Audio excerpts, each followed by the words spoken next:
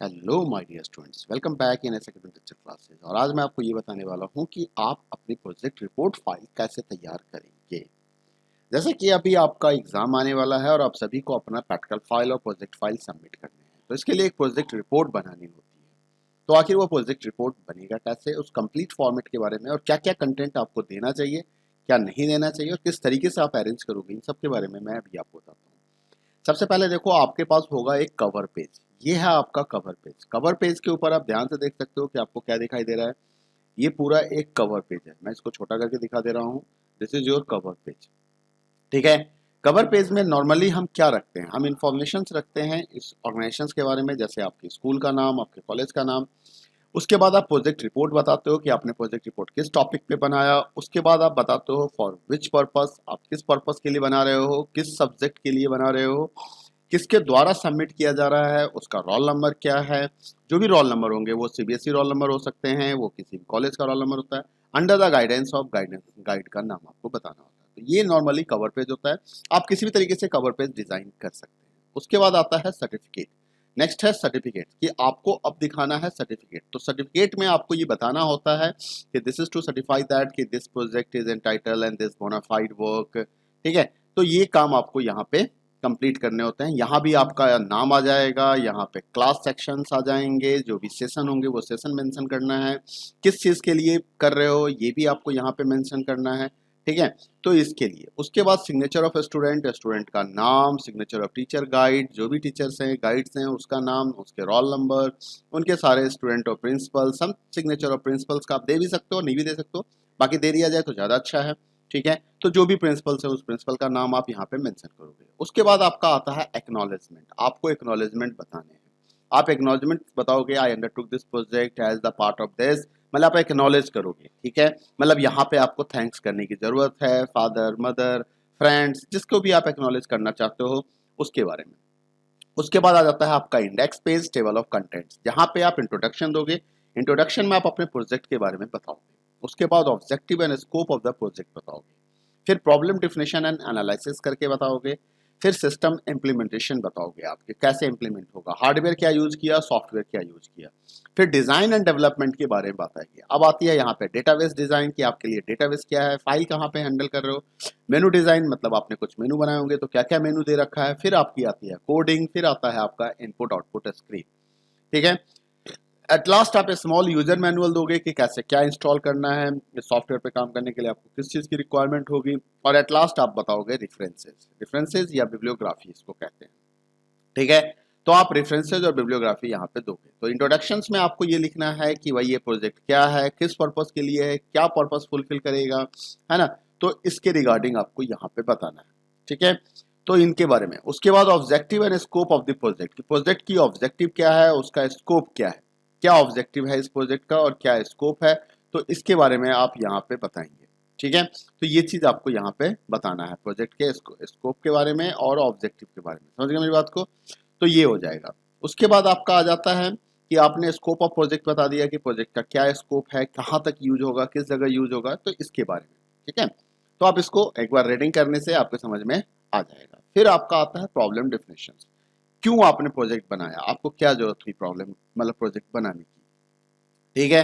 तो इसके बारे में आप यहाँ पे कुछ मेंशन करेंगे, प्रॉब्लम को डिफाइन करेंगे। फिर उसको एनालाइज किया तो क्या एनालाइज किया आपने। ठीक है। एनालिसिस के बारे में बताओगे क्या क्या एनालिसिस किया।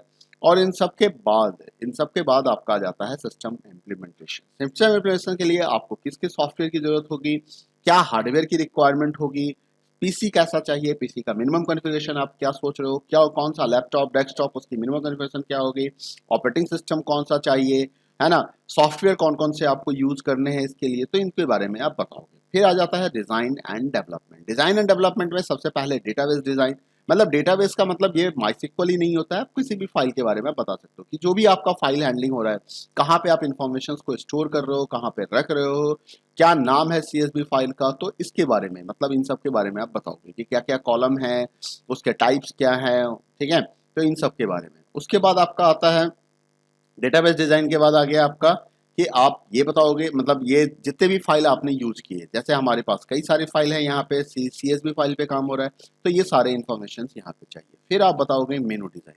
अब आप मेनू बताओगे कि आपने क्या क्या मेनू ऑप्शंस दे रखे हैं। अगर एक ही मेनू ऑप्शंस एक ही कैटेगरी के हैं तो कोई बात नहीं, अगर अलग अलग कैटेगरी के हैं तो मेनू बार में क्या क्या मेन टैब क्या है, उस टैब के अंदर सब टैब क्या आएगा, पर्पस ऑफ द मेनूज क्या है, क्या पर्पस है उस मेनू का, क्या ऑप्शंस आपको मिल रहा है, तो आप इसके बारे में भी बताओगे। ठीक है, एट लास्ट आप एग्जिट करोगे, क्लोज करोगे एप्लीकेशन को। फिर आपका आता है सोर्स कोड। सोर्स कोड में आप यहाँ पे सोर्स कोड के बारे में जितने भी आपने जो प्रोग्राम बनाए हैं, जो भी आपके पाइथन्स के कोड हैं, जो भी आपके जावा के कोड होंगे, जो भी होंगे, उन सबको आपको यहाँ पे क्या करना है, कॉपी पेस्ट करना है। तो you have to copy paste, तो इसको कॉपी पेस्ट करना है यहाँ पे। ठीक है, और प्रॉपर हेडिंग के साथ, फाइल के नाम के साथ, हेडिंग के साथ, जो भी इंपॉर्टेंट मेनू है उसको हाईलाइट करते हुए, ऐसा नहीं कि सिंपल बना दिए बिना हाईलाइट के, तो उसको हाईलाइट भी करना है। ठीक है, प्रॉपर हाईलाइट करना है सो दैट कि आपको पता रहे। कोई स्पेशल इंस्ट्रक्शंस हैं तो उसको हाईलाइट कर दो, कोई खास तरह का कोड है जिस पे आप अटेंशन देना चाहते हो तो उसको आप हाईलाइट कर सकते हो। इस तरह से आपने क्या किया, पूरे सोर्स कोड को कॉपी कर दी, यहाँ पे प्रॉपर फॉर्मेट में कॉपी कर दी हेडिंग के साथ। इन सब के बाद आपका आता है आउटपुट स्क्रीन, आउटपुट विंडो, कि भाई अब आपका प्रोजेक्ट रन होगा तो इस पे आपको आउटपुट देने हैं, तो ये आपका आउटपुट विंडो आ जाएगा। तो आउटपुट विंडो कैसे बनाओगे, इसके लिए देखो क्या करना है कि आप इनपुट आउटपुट स्क्रीन, मतलब प्रोग्राम को आपने रन कराया, रन कराने के बाद अब देखो ये इनपुट आउटपुट स्क्रीन आ गया, ये इनपुट आउटपुट स्क्रीन है कि हमारा प्रोग्राम ये रन कर रहा है। रन करने के बाद देखो ये हॉस्पिटल मैनेजमेंट सिस्टम आ गया। अब यहाँ पे आपका ये एक्सी फाइल बना हुआ है, ये एक्सिक्यूट हो रहा है देखो। तो ये doctor, patient, OPD, bill, print, ये ऑप्शंस आ गए, डी फॉर डॉक्टर। तो जो भी मेनू है, अब डॉक्टर के सब मेनू आ गया कि डॉक्टर के सब मेनू क्या होंगे। तो डॉक्टर के सब मेनू में देखो यहाँ पे enter your choice, register new doctor, update doctor, remove doctor, search doctor, ये डॉक्टर के सब मेनू आ गए। ठीक है, इसके बाद आपका मान लो पेशेंट्स का सब मेनू है, तो दिस इज द पेशेंट सब मेनू। तो पेशेंट का सब मेनू आपने यहाँ पे दिखा दिया, जितने भी मेनू आ रहे हैं ना उसका चॉइस करके दिखाना है। अब आपने पेशेंट के सब मेनू में मान लो पेशेंट्स ओपीडी स्क्रीन है, तो ओपीडी स्क्रीन पे गए तो वहाँ पे क्या क्या ऑप्शंस मिलेगा, प्रेस Ctrl+C टू टर्मिनेट, ये ऑप्शंस दे रखा है, कहीं भी Ctrl+C डालो टर्मिनेट हो जाएगा, है ना। Ctrl+C टू एग्जिट, ये ऑप्शन दे रखा है। अब ये देखो ये रिपोर्ट आ रही है, किस तरह से बिल रिसिप्ट प्रिंट होगा, बिल रिसिप्ट पे क्या क्या इन्फॉर्मेशन आएंगे, वो सारे इन्फॉर्मेशन यहाँ पे प्रिंट हो रहे हैं। ठीक है, तो इस तरीके से आप इसको आउटपुट स्क्रीन को दिखा सकते हो। और भी आउटपुट स्क्रीन आएंगे इसके अंदर। आप उसके बाद यूजर मैनुअल की आपका ये प्रोजेक्ट कैसे इंस्टॉल होगा, कहाँ इंस्टॉल होगा, किस तरीके से इंस्टॉल होगा, ठीक है, इसको कैसे कॉपी करना है, कैसे काम होगा, इसके लिए क्या हार्डवेयर की रिक्वायरमेंट है, क्या सॉफ्टवेयर की रिक्वायरमेंट है, ये हो गया। इसके बाद आपका आता है बिब्लियोग्राफी और रेफरेंसेस। आप यहाँ पे रेफरेंसेस भी लिख सकते हो और बिब्लियोग्राफी भी लिख सकते हो। मीन्स आपने इस प्रोजेक्ट को बनाने के लिए किस किस की मदद ली, क्या क्या काम किया, कहाँ से आपको क्या हेल्प मिला, कौन से बुक को आपने देखा, कौन से वेबसाइट्स को आपने देखा, किस यूट्यूब चैनल को आपने देखा, तो उसके बारे में आप यहाँ पे बता सकते हैं। ठीक है, और किसी फ्रेंड्स के बारे में अगर आप कुछ कहना चाहते हैं, किसी के बारे में कुछ लिखना चाहते हैं, तो आप यहाँ पे लिख सकते हैं। तो इस तरीके से आपका ये प्रोजेक्ट रिपोर्ट तैयार हो जाएगा। फिर इस प्रोजेक्ट रिपोर्ट को आपको प्रिंट करनी है और अपने टीचर्स को सबमिट करना है। Thank you, I hope so कि आपको समझ में आ गया होगा कि आपका प्रोजेक्ट रिपोर्ट कैसे तैयार होता है। Okay, bye bye, thank you, take care.